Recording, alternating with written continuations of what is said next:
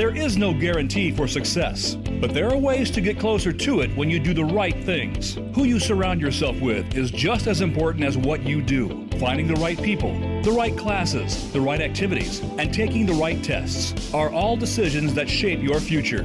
Find out more today on Destination University with Dr. Cynthia Colon.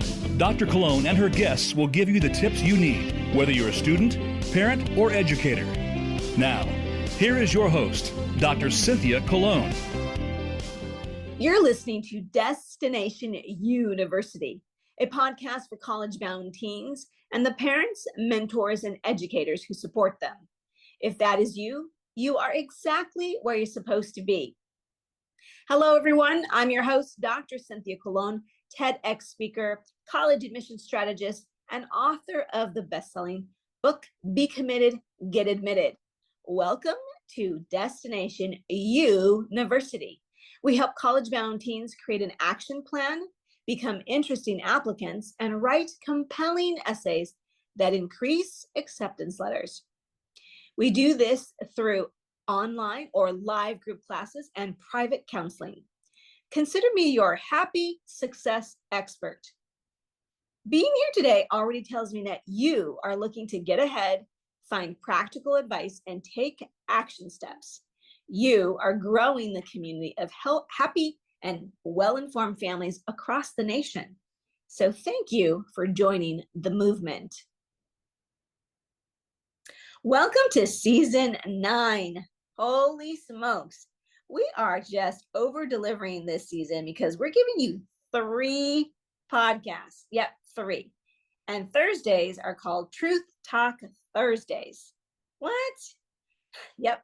After being in this business for over 20 years, it's time for me to open up the vault. I have essays that have stood the test of time, that make me laugh, that make me cry, and sometimes a little bit of both all at the same time. So what we're going to do is we're going to take a look at 1 to 2 essays per week and unpack why it works and what makes it stand out. So I cannot wait to dig in today. I'm so glad you're joining us. Okay, so today we are talking about one of my favorite essays of probably of all time, but it wasn't that long ago. So it's saying a lot for me because I have some of my favorites that are like from the 10 sample packet, like the McDonald's essay, the Kobe Bryant essay. Those are 2 of my favorites of all time as well. But this essay is called Balance. So before I ask Kristen for her opinion, I'm going to read you a little piece and then we will take it from there if I can get through this essay. Oh man. Okay, Balance. Now this student was admitted to Cornell. This is on page 3 of the 40+ winning essays. Okay, the words fell out of my mouth. I don't know how to ride a bike. As soon as I blurted it out, I immediately regretted it. A recurrent brain tumor and 5 surgeries left my father with the inability to complete common skills that others take for granted. So as a child, I learned to play catch with myself and climb on the monkey bars without a spot. Speaking of the playground, we'd walk to get there, as I was never driven by my father. By 4 years old, I could guide my family on a walking tour to the pizza parlor, public library, and playground. We never drove anywhere and certainly never rode bikes. Okay, I feel like I need to read just this last paragraph. Years later, Dad's hand clutched onto mine the same way it did on our stairs. While we walked down the uneven brick sidewalk of a new town, I watched Dad struggle to find his balance. My mom and sister are far ahead, making a jet line for the beach. Carefully watching one foot follow the next, I was the stability my dad needed. We made our way across town while locals and even other tourists wove around trying not to gawk. My father seemed immune to the continuous stares, and now I understand. People stare because they don't see what I see. They leer at a weak man trembling, holding the hand of a girl half his size. The man I see in front of me is strong, protective, and perfectly balanced. All right. Tell me about that essay, and if it didn't get you choked up like it does me every time. It definitely got me choked up. I could not believe how driven and confident and optimistic this young lady is, despite challenges. I never felt like during this essay that she was saying, you know, oh, woe is me, feel bad for me. It was just so much more about how she grew from this challenge in her life, having a disabled father. And I just didn't think many teenagers are this strong and practical about, you know, the challenges that they've been dealt in life. Yeah. I mean, what really I think works in this essay is the image of the bike in the first paragraph. It is something that everyone can understand and know, and also can feel what she feels of, like, you know, the look that she must have got of like, what do you mean you don't know how to ride a bike? Who doesn't know how to ride a bike? You know?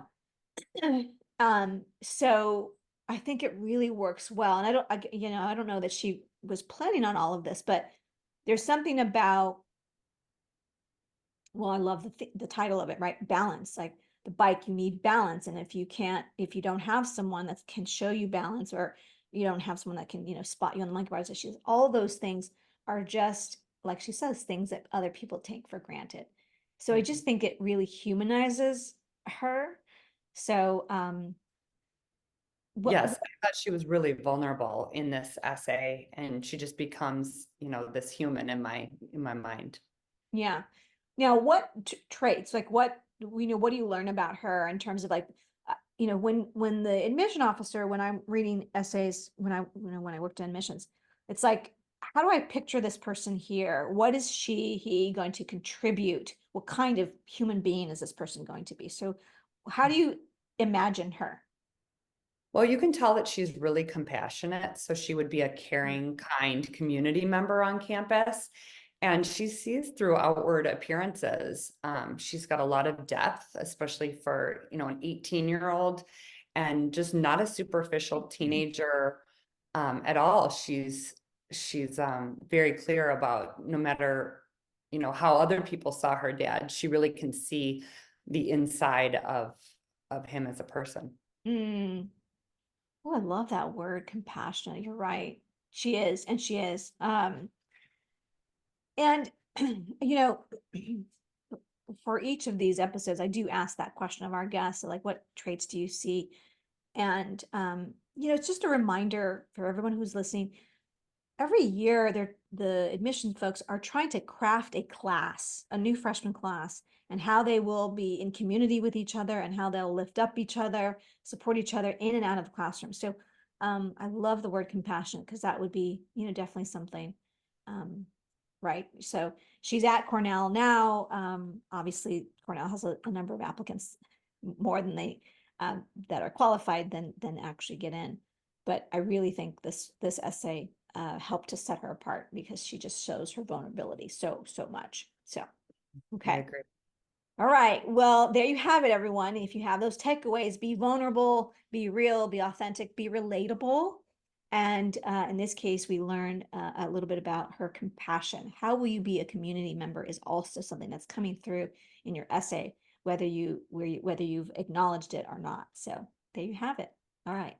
Excellent. Thank you so much, Kristen, for being with us today. Really appreciate you. Thanks And for and your expertise. Tell us the organization, the website that young kids can go to get help in Phoenix. Sure. We're at PASS kids.org. Awesome. Okay. Thank you so much. Thank you. Bye-bye. Oh my goodness. Wow. That is all I have for you today, my friends. Thank you for tuning in to Destination YOUniversity. I'm Dr. Cynthia Coulon, your happy success expert. If this episode has in any way helped, fueled, or inspired you, please share this episode with 3 people in the next 30 minutes. Thanks for listening this week. You can subscribe to Destination YOUniversity wherever you get your podcast. And while you're there, leave us a review. It sure does help a lot. By subscribing and reviewing, you're helping to grow the community of informed families across the nation. Thank you for joining the movement. And if you haven't already binge listened to our previous seasons, do it. If you know an 8th grader or a high school student, dive right in and take every piece of advice so that that student can become the most engaging, interesting, and compelling college applicant. I suggest you start with episode 1, where I interview my mother. I promise you'll love her. Everyone does. Okay, once again, if you found value today, please share this episode with 3 families in the next 30 minutes. I'll be sure to see you next week, same time, same place. Until then, wherever you are, may you have a happy and sunny day. Bye for now. Thank you so much for listening this week to Destination University. Be sure to join Dr. Cynthia Colon again and get one step closer to your success.